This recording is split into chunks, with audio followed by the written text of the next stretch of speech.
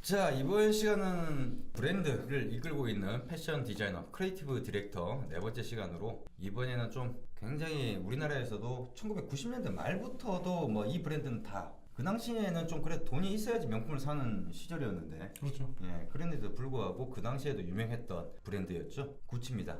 그리고 구찌의 패션 디자이너인데 크리에이티브 디렉터가 한두 번 바뀐 게 아니잖아요. 그렇죠. 또 우리가 또 제일 또 많이 알고 있는 톰 포드도 그렇죠. 예, 구찌를 이끌었던 사람이었고 크리에이티브 디렉터였고, 그래서 지금 디렉터를 말하는 거예요. 그분의 이름이 알렉산드로 미켈레라고 하는 패션 디자이너입니다. 뭐 구찌에 대해서는 워낙 잘 아실 거니까 뭐 일반적으로 모르는, 또 구찌 MD 출신이시잖아요. 또 그러니까 이번에 딱 설명 좀 쫙 해드릴게요. 예, 그래서 구찌 브랜드에 대해서 일반적으로 알려진 얘기 말고 좀 하실 만한 얘기 있으면 좀 먼저 해주시고 그 다음에 좀 디자이너 얘기로 넘어가시죠. 그렇죠. 톰 포드가 이제 구찌를 맡았을 때는 구찌가 70살이었어요, 나이가 그 당시에.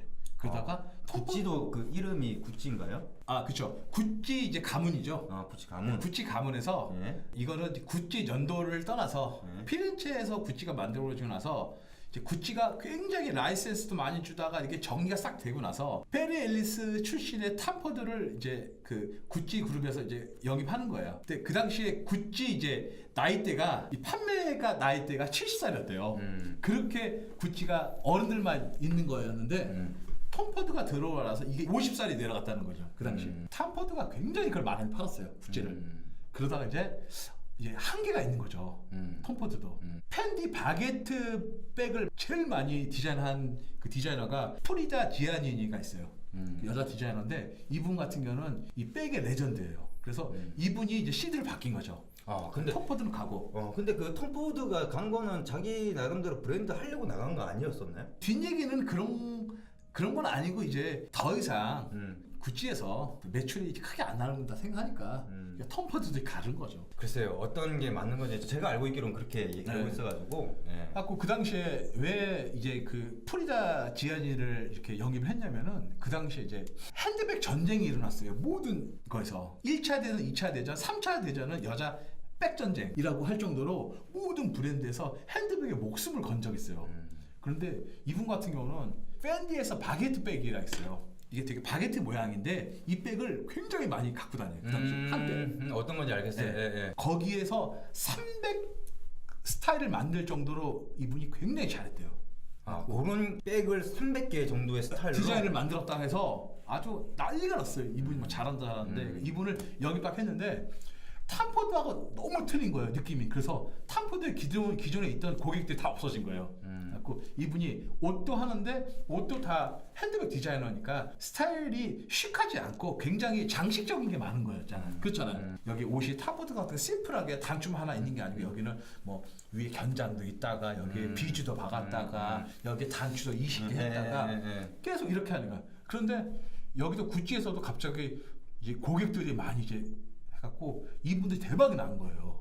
아니, 그런 옷이 많이 팔렸어요? 이제 세상이 또 바뀌다 보니까. 근데 사실 그런 옷들은 일반적으로 소화하기가 쉽지가 않은데. 그런데도 완전히 너무 튀어 보이고 유행 타는 경우도 많고. 그런데 이분께서 굉장히 했었죠. 그런데 이제 이분 같은 경우는 이제 구찌 그룹 위에 이제 회장들하고 CEO하고 약간 잡음이 있었죠. 그 디자이너가. 디자이너 잡음이 있어갖고 남성복 쇼 거의 열흘 전에 쫓겨난 거예요. 디자이너가 야, 너 가라. 그러니까 알았다, 그만두겠다. 딱 그만두는데 이제 구찌에서 난리 난 거지. 열흘 뒤에면은 남성복 쇼를 해야 되는데 메인 디자이너가 그만뒀으니까. 그래갖고 이 모든 이 위에 CEO들이 이 디자이너들을 이제 섭외 다닌 거예요. 섭외 다니다가 이제 알레산드로 미켈레 같은 경우는 이 지아니 밑에서 그 CD 바로 밑에 있던 원래 디자이너였어요. 네, 구찌에 있었던 디자이너네요. 특히 액세서리 쪽을 잘했어요. 일주일밖에 안 남았다, 패션쇼가. 남성복이. 혹시 너가 좀 맡아서 이거 좀 안 해줄래? 어떻게 했을 것 같아요? 아니, 근데 그 좀 이해가 안 가는 게 아니 그 사업을 하는 사람들이라면은 이 사람도 나름대로 그 밑에 있으면서도 구찌 내부에서 평판이라든지 실력이 있었으니까 그렇죠. 아니 어떻게 액세서리 디자이너한테 너 그냥 남성복 디자인 해볼래? 말이 안 되는 거죠. 그렇죠. 그러니까 나름대로 그 전에 뭔가가 있었기 때문에 가능했지 않았나 싶은데. 그런데 이분 같은 경우는 그래서 구찌 그룹에서 완전히 밀어져갖고 일주일 만에 패션쇼 준비를 다 끝낸 거예요. 그래갖고 패션쇼를 했는데 이게 구찌 기존에 했던 거하고 정반대로 한 거예요. 막 여러분도 알다시피 난리가 난 거야. 구찌 그 느낌하고 이 정반대인 거 알잖아요. 이 사람이 했던 게 어떤 느낌이었죠? 그러니까 구찌 같은 경우가 디자인이 많이 바뀌었잖아요. 그렇죠. 그러니까 뭐 중간에 삼색을 좀 미는 때도 있었고, 그렇죠. 로고만 하더라도 어떤 식으로 미는 게 그 GG 로고를 갖다가 이렇게 막 그 표현 때도 있었고, 네. 요즘에 또 최근에 로고도 또 많이 좀 틀리잖아요. 그런 것처럼 이게 약간 단계가 있는데 그렇죠. 이분이 한 거는 어떤 식의 디자인인지 그 당시에 어떻게 파격적이냐면은 이 대표님 말씀대로 심플했던 구찌 같은 거를 이분 같은 거는 1970년도 그 할머니 방에 있는 농에서 그 나오는 그런 옷 같은 걸로 다 한 거예요. 할머니 농 같은데 보면은 문 열면은 그 앤틱한 것도 있고 클래식한 것들 있잖아요. 근데 거기에 또 벌, 뱀, 호랑이 이 문양을 또 다 새겨 놓은 거예요. 아, 그게 이 사람이에요? 예. 신발 같은 데 보면 이게 벌 같은 거 네. 있고 막 그 벌. 예. 그게 이 뱀. 사람. 네. 그래갖고 구찌가 난리가 난 거예요. 그래서 혹시나 이게 대박 났나 안 났나 했더니 딱 끝나고 나서 외신들이 난리 난 거야. 천재 납셨다. 그래갖고 이제 이분한테 아니 힘을 실어준 거죠. 그래서 이제 구찌 전체를 다 맡은 거죠. 이분이 그래서 CD가 다 된 거죠. 패션도 보면 한 방이네, 한 방. 그러니까. 네, 어떻게 연예계하고 비슷하게 한 번 뜨고 나면 끝이네. 그리고 그 사람이 어느 정도 이제 명분이 아니라 이제 좀 명예가 이름이 알려지고 나면은 그 사람을 가지고 함부로 뭐 이렇게 하기는 좀 쉽지 않은 같은 업계에 있는 사람들. 그렇죠. 근데 저는 어떤 경우가 된다 하더라도 저만큼은 독립적으로 사고를 할 거기 때문에 아니면 깝니다 저는. 근데 여튼 저는 이제 그런 스타일을 그렇게 좋아하지는 않지만 일단은 이렇게 뻔해가지고는 자꾸 이렇게 어떻게 좀 정체돼 있으면은 디자인이라는 게 정체돼 있으면은 이게 사람들한테 식상해져요. 그래서 이제 뭔가 자꾸 패턴 변주를 하다 보니까 점점 이상하게 과해지는 경향들이 있죠. 어떻게 보면 옷 같은 경우가 남성 정장 같은 경우가 그렇잖아요. 클래식만 있다 보면 계속 뻔해지다 보니까 자꾸 변주를 주는데 그 변주에 한계가 있는 거죠. 근데 저번 시간에 톰 브라운 얘기하셨듯이 톰 브라운 같이 뻔한데 거기에서 뭔가를 변주를 주면서도 충분히 잘할 수 있는 거리들을 만들 수 있다는 거죠. 그런 부분에서 이제 또 뭐 사실 이런 것들도 따지고 보면 정장에다가 막 벌무늬 무슨 꽃 모양 무늬 이런 거 집어넣는다는 거나 매한가지인 거나 완전히 똑같은데. 그쪽을 너무 잘하시니까 이분 같은 거는.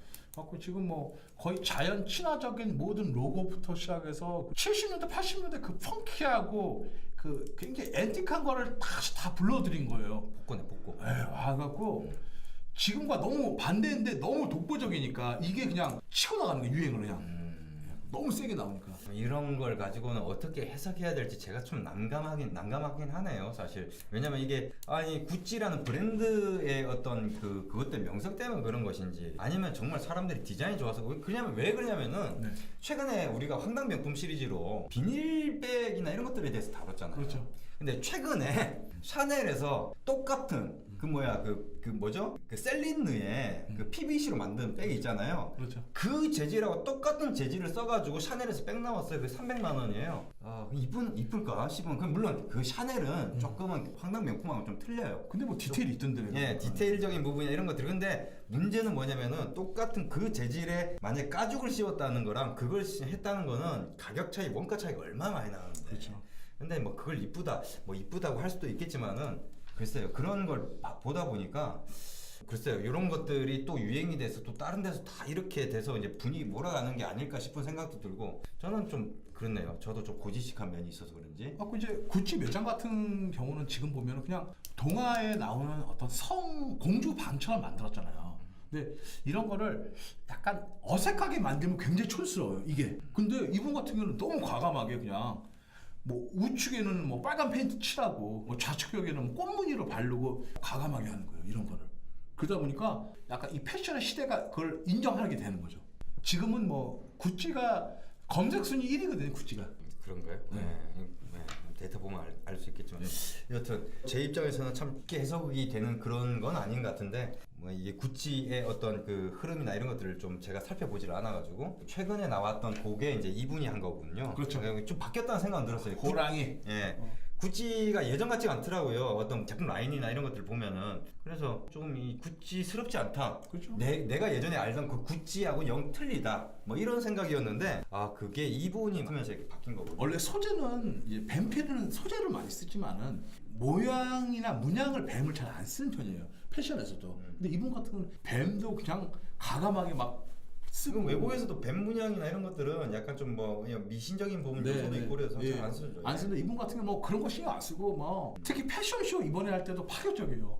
여자 모델, 남자 모델 얼굴 똑같이 갖고 목을 잘라갖고 이렇게 들고 나오고 할 정도로 이번에 완전 파격적으로 하더라고요.